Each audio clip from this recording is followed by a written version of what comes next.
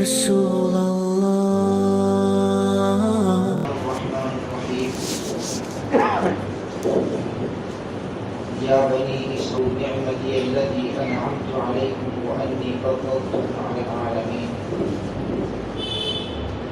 اے بنی اسرائیل، تم یاد کرو میری ان خاص نعمتوں کو جو میں نے تم کو عطا فرمائی، اور اس بات کو یاد کرو کہ میں نے تم کو دنیا والوں پر فضیلت بخشی۔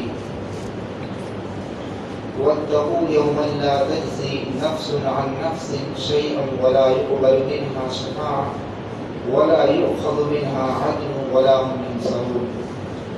اور یاد کیجیے اس دن کو کہ جس میں کوئی شخص کسی شخص کو ذرہ برابر فائدہ نہیں پہنچا سکے گا، اور نہ ہی کسی کی سفارش قبول کی جا سکے گی، اور نہ ہی کسی سے فدیہ لیا جا سکے گا، اور نہ ہی ان کا کوئی مددگار ہوگا۔ اس سے پہلے رکوع کے اندر اللہ تعالی نے بنی اسرائیل پر جو نعمتیں نچھاور کی تھی، بنی اسرائیل کے آباء و اجداد کو جو نعمتیں عطا فرمائی تھی، ان کا اجمالی طور پر تذکرہ فرمایا تھا، مختصر طور پر ان کا تذکرہ فرمایا تھا۔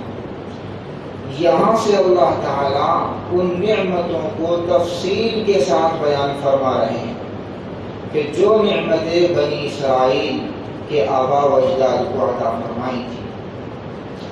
اور اللہ تبارک و تعالیٰ کے بیان کرنے کا انداز یہ ہے کہ پہلے تو اللہ تعالیٰ نے اپنے وہ 10 انعامات ذکر کیے ہیں جو بنی اسرائیل کو دیے تھے، ان 10 نعمتوں کا تذکرہ کیا ہے جو 10 نعمتیں بنی اسرائیل کو عطا کی تھی، اور اس کے بعد بنی اسرائیل کی سرکشی کو ذکر کیا، بنی اسرائیل کے حق سے انحراف کرنے کو ذکر کیا۔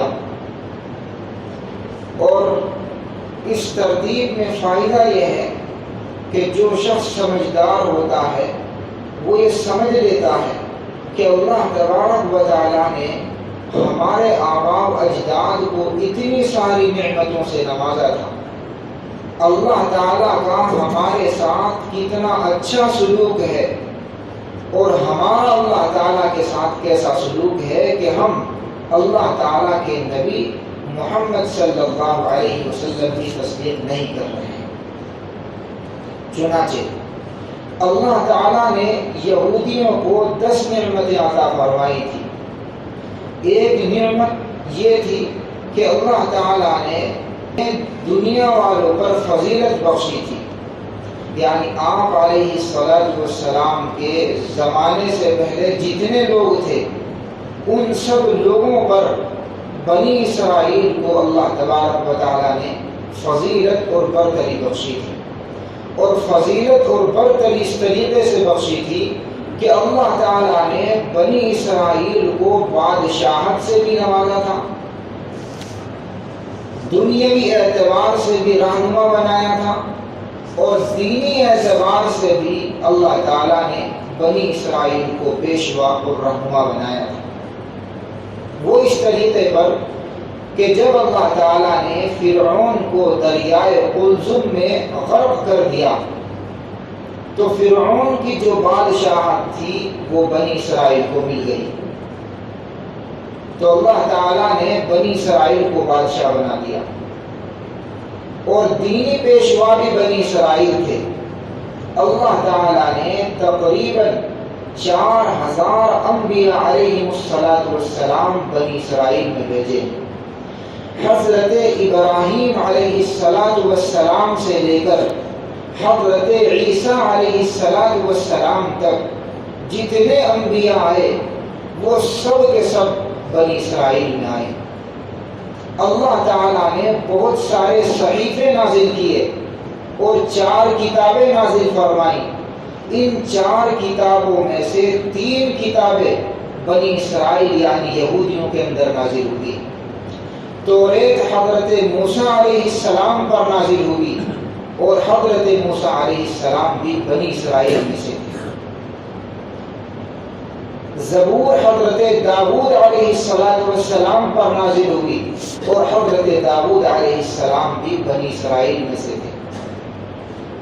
انجیل حضرت عیسیٰ علیہ السلام پر نازل ہوئی اور حضرت عیسیٰ علیہ السلام بھی بنی اسرائیل یعنی حضرت یعقوب علیہ السلام کی نسل میں سے تھے۔ تو اللہ تعالیٰ نے ان نعمتوں کو یاد دلایا کہ ہم نے تمہیں دنیاوی اعتبار سے بھی نوازا ہے، کہ تمہیں بادشاہ بنایا، فرعون کو ڈبو کر اس کی بادشاہت کا تمہیں مالک بنا دیا، اور دینی اعتبار سے بھی ہم نے تمہیں فضیلت بخشی ہے وہ اس طریقے پر کہ کتنے انبیاء تمہارے اندر مبعوث کیے گئے، 3 کتابیں تمہارے اندر مبعوث کی گئی، اور کتنے سارے صحیفے ہم نے تمہارے اندر بھیجے۔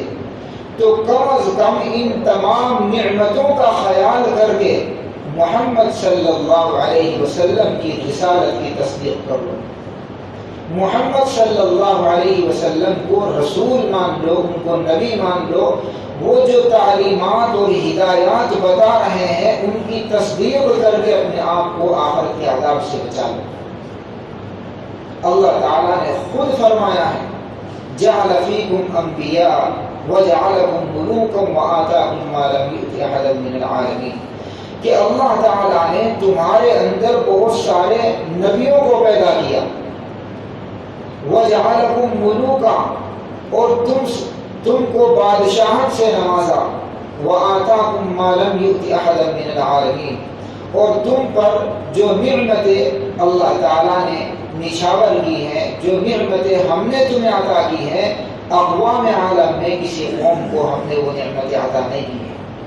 فرعون کو تمہاری آنکھوں کے سامنے ہم نے دریائے قلزم میں غرق کیا، تمہیں فرعون کی غلامی سے نجات دی، نبیوں کو تمہاری نسل میں بھیجا، 3 کتابیں تمہاری نسل میں اتاری، آسمان سے جنت کا دسترخوان تمہارے سامنے اترا کرتا تھا، اتنی ساری نعمتیں، ہماری طرف سے اتنے احسانات، اور تمہاری طرف سے یہ احسان فراموشی، تو کم از کم اس کی تھوڑی حیا کیجئے، شرم کیجئے اور ایمان لائیے۔ دوسری آیت میں اللہ تعالیٰ نے یہودی یعنی بنی اسرائیل کو ڈرایا ہے۔ یوں کہہ لیجئے کہ پہلی آیت کریمہ میں تو اللہ تعالیٰ نے ایمان کی ترغیب دی ہے، رغبت دلائی ہے ایمان کی طرف، اور دوسری آیت کریمہ میں اللہ تعالیٰ نے آخرت کے عذاب سے ڈرایا ہے، ترہیب بیان فرمائی۔ اگلے جملے میں ارشاد فرمایا اور اس دن سے ڈریے کہ جس دن کے اندر نہ تو کسی کی شفاعت قبول ہوگی، نہ کسی سے فدیہ لیا جائے گا، اور نہ ہی وہاں پر کوئی مددگار ہوگا۔ انسان جب کسی مصیبت میں پھنستا ہے اور اس پر مصیبت اور ظلم و ستم کے پہاڑ ٹوٹتے ہیں تو اس کی نگاہیں 3 چیزوں کی طرف اٹھتی ہیں۔ پہلی چیز تو یہ ہوتی ہے کہ مصیبت میں جو پھنسا ہوتا ہے وہ یہ سوچتا ہے کہ کوئی میری مدد کر دے۔ اللہ تعالیٰ نے اس کا بھی انکار کر دیا کہ آخرت میں کوئی کسی کو ذرہ برابر فائدہ نہیں پہنچا سکے گا۔ دوسری نظر اس طرف اٹھتی ہے کہ کوئی میری سفارش کر کے مجھے مصیبت میں سے نکال لے۔ اللہ تعالیٰ نے اس کی بھی نفی فرما دی اور فرمایا لا تقبل منها شفاعہ، وہاں پر کسی کی سفارش بھی قبول نہیں کی جائے گی۔ اور تیسری بات یہ ہوتی ہے کہ مصیبت کے بھور میں پھنسنے والا شخص یہ سوچتا ہے کہ میں کچھ مال دے کر اس مصیبت سے اپنا پیچھا چھڑا دوں۔ اللہ تعالیٰ نے فرمایا وَلَا يُؤْخَذُ مِنْهَا عَدْلٌ، وہاں کوئی فدیہ، بدلہ، معاوضہ نہیں لیا جائے گا۔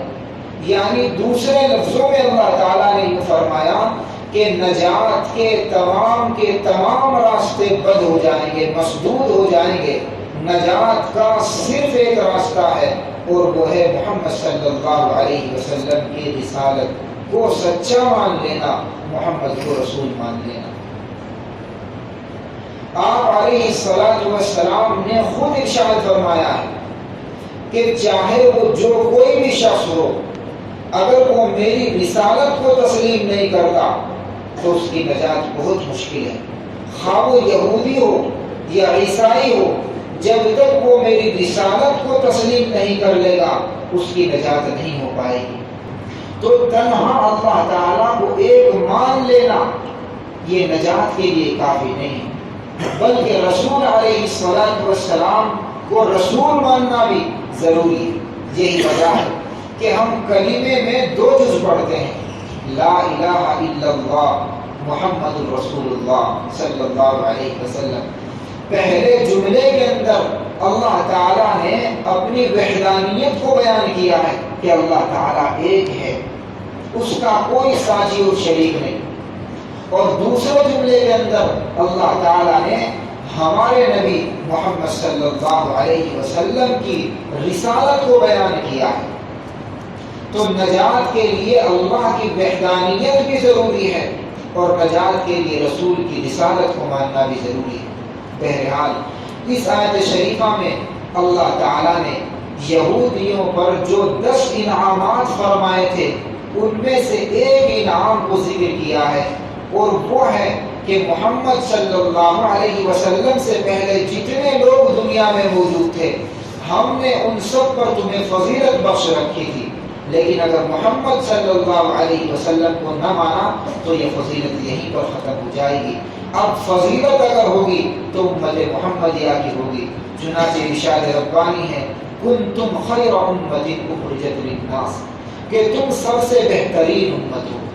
اب جو بہتر امت ہے، جس امت کو فضیلت حاصل ہے، وہ محمد رسول اللہ صلی اللہ علیہ وسلم کی امت ہے۔ اگلی جو آیت شریفہ ہے وَإِذْ نَجَّيْنَاهُمْ، یہاں سے اللہ تعالیٰ نے دوسرے انعام کو ذکر فرمایا ہے۔ اللہ تعالیٰ سب کو